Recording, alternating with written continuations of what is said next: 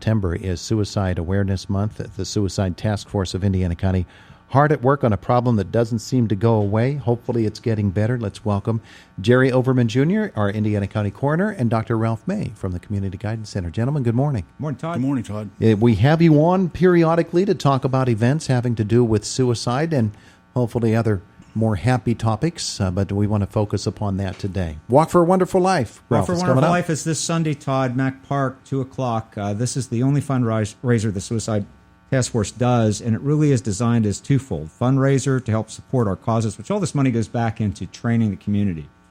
We've accomplished, as far as the state of Pennsylvania goes, this task force is leader.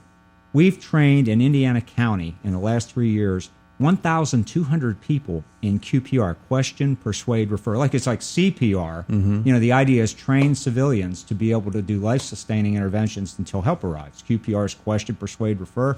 Train people to recognize the warning signs of suicide, to engage someone in a conversation, and to encourage them and support them in getting the help they need. QPR, 1-hour training, usually at cost. We provide it no charge to anyone, any group who asks for it. We've trained 1,200 people. For population percentage, we beat every other county in the state in training. And all the fundraising we do goes directly back to public education on suicide. And that's really the goal, because ultimately the first responders, the people who will prevent suicide, are family members, friends, co-workers, people who hear what the person is kind of communicating. They may not be directly saying, I'm going to kill myself tonight, but they're saying, I just can't go on anymore. I can't take this anymore. I just don't think that life's worth living anymore. That's the chest pain, right? That's the chest pain for the heart attack. And so by training people to recognize that, that's how we get people into intervention before it's too late.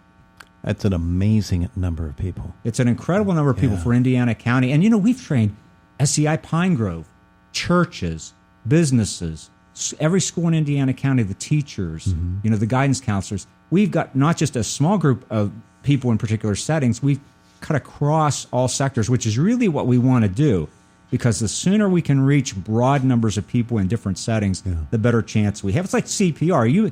The philosophy is train 100 to save one, right? Mm-hmm. You may never need it, but you don't know you need it till you need it. And that's the whole idea. In today's society, we want measurable results, and that's awfully hard to get in this arena, as we know. But let's talk about the suicide rates, where we are this year, Jerry. What sort of numbers are we looking at?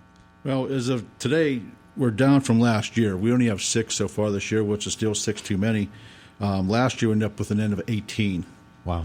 Which was the highest we've had since our record's been kept on a database in 2008. Mm-hmm.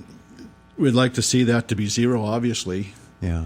You know, when I look at my numbers, they just bounce around. There's no rhyme or reason why we see what we see. Just to give an example, you know, just so you can see this. 2008 was 13. 2010 was 7. 2013 was 11. 2016 was 16. And 17 was 10, 18 was 18, and this year so far 6. Yeah. You know, it doesn't. You know, people try to say, well, you know, it's this age group or that age group. We see it all across the board. Yeah, all across. We've had people who've been in their 80s. We've had people that are teenagers. You know, male, female. Mm-hmm. You know, it's everywhere, and the QPR is, we hope's helping in a way, but again, we have no way of judging these numbers, you know, truthfully, because. We end up doing, with Dr. May, we do what we call a psychological autopsy, which we're not officially doing yet because we don't have all the documentation to do it yet. But we look at these and try to figure out what maybe could have been prevented, what could have happened. We find out a lot of these people have never been in any type of treatment. Okay, which is the biggest lacking point that I think we have is the lack of treatment. The unrecognized individuals suffer and don't recognize, or they're embarrassed and ashamed to admit they're having problems, or they don't recognize the problems. Mm-hmm. And so the untreated depression, the untreated bipolar disorder, the untreated conditions are what creates the risk, what increases the risk. And we find that there's certain populations that are at greater risk. In Indiana County, now nationally, the suicide rate continues to go up. I mean, Indiana County is not immune from the national rates. 2017 was the last year of the CDC statistics. The national suicide rate was like 47,300. It continues to increase, and since 1999, it's increased like 35-40%. Uh-huh. And certain groups like early adolescent females, middle-aged males. In rural areas, by the way, Todd, 2.5 times in rural area suicide rate compared to urban. How about that? We don't know exactly why that is, but Indiana County is in a high-risk area just because we're more rural. And there may be a case where people are less likely to want to get treatment, or treatment's less available in more rural areas. If you're not right in Indiana or around Indiana, it might be a little harder. Transportation can be an issue. So we look at the complexities of suicide, and we can't make it simple. But what we can recognize is the people who are at risk are sometimes afraid to admit it to themselves, ashamed to admit it to others, and that becomes a major obstacle to intervening. And where that rural aspect comes in, maybe they don't have as many social contacts. Right. And, social media, we discount. I discount that. I do too. But actual face-to-face, person-to-person contact is much more difficult or rarer, scarcer in a rural setting. It's interesting. I was at IUP giving a talk on suicide earlier last week, and we were talking about social media, and I said, well, I was saying to the group of kids, well, you can have 200 friends on Facebook. These aren't your friends. And then I looked at them and I said, a friend is somebody who has your back. How many people do you know have your back? And people looked at me like I had two heads. Yeah.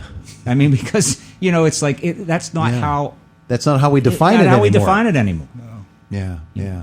And Jerry, you see, and we've talked with you about this before, you see the aftermath of a suicide and what it does to the family members around them, and frequently that reaction is guilt, which should not be the reaction that we're seeing, or that's one of the things that we want to get into people and give them a collective hug and say it's not your fault that this happened. Yeah, and it continues on, and people blame themselves for not recognizing or not seeing or not being able to help somebody in this situation. But normally, what we see, these people don't they don't recognize because there's no signs. Yeah. Okay. As we know, the person that's more likely to commit suicide or take their life by suicide are the ones that don't verbalize it to somebody else. They're silent about it. They hide it. And then the family's there to try to pick up the piece, and their question will always be for the rest of their life, why? Yeah. The why question and is that's like the psychological autopsy. That's what we try to maybe accomplish, be able to go back to the family if they want to know. My offer is always out there to the family. If they want to know these things, let us know. We'll get you the answers what we can. Some of them they don't want to know that because they are still in that shock stage. But it might be 5 years later they might come back. If they come back 5 years later, I'll have some answers to be able to go back to them and say, this is what we figured out by looking at this. But it's always, yes, some of these people are at risk of suicide. Some of them are in treatment. Most of them are not in treatment. Maybe they had treatment in the past, but there's no signs to these people that's taking their lives by suicide. Yeah. Ralph, one of the things that occurs to me is we might have an image of somebody who is sullen, who is withdrawn, and certainly that person is at risk in certain scenarios. But the happy-go-lucky guy, who has learned how to hide what's really gone inside, just as much at risk. Just as much as risk. And those individuals, those are the harder people to detect because they try they're not hiding it to deceive people. They're hiding it from themselves. They're trying to tough it out. They're trying to pretend, and they just don't want to. And sometimes a suicidal person doesn't want to burden their family. I mean, when you're in that state of mind, that depressed state of mind, you can rationalize that killing myself will unburden my family. Your logic gets twisted, and you think you're really helping. But we work with the surviving families. We work with the long-term effects and the after effects of suicide, and they're devastating. Now, I want to say we have a few families in Indiana County. I'm not going to mention their names because I know they don't want necessarily to be publicized, but we have some survivor families that are just they're really engaged with us. They come, they speak, they work with us, and the voices of the family survivors are very powerful because they can tell those stories of what it's like, to have that question why that you won't have answered. Sometimes there is we may be able to do the psychological autopsy and pull everything together, but sometimes there's just no clear answer unless you can't be in somebody's head. So you can't really know for sure. Dr. Ralph May, Jerry Overman Jr., let's talk to the person at home who might not recognize the signs or may not have until now. The person who is also sitting there saying, I could step in and I could be a part of the whole puzzle answer and do that in relation to what they're going to learn at the Suicide Walk for a Wonderful Life this Sunday? They can call Jerry's office. They can call the Guidance Center's office, which is 724-465-5576, and ask for me. But in Indiana County, we have a wonderful resource, and I know I've said it 1,000 times. The number is 1-877-333-2470. This is the 24-hour-a-day, 7-day-a-week crisis line, and it's informational, too. If you call and you just have questions like, here's what I'm going through, or here's what my family member's going through, there are clinicians at that number 2 a.m. that will talk to you and say, okay, let's talk about what's going on. Give me some more information. Let me help you. Let me tell you what you can do. That resource, we worked a long and hard length of time to build.